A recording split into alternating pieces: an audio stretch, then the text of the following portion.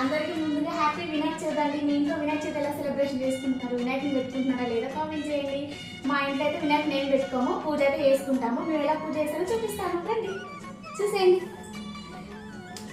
3 రకాల ప్రసాదాలు చేశాను. వినాయకుడి కుడుములు, ఉండ్రాళ్ళు, సేమియా పాయసము, ఇంకా పులిహోర, ఇంకా 3 రకాల పండు పెట్టుకున్నాను. నేనైతే ఇలా సింపుల్గా పూజ చేసుకున్నాను. మీ ఇంట్లో పూజ ఎలా చేసుకున్నారో కామెంట్ చేయండి. ఓకేనా? Thank you for watching. Bye bye.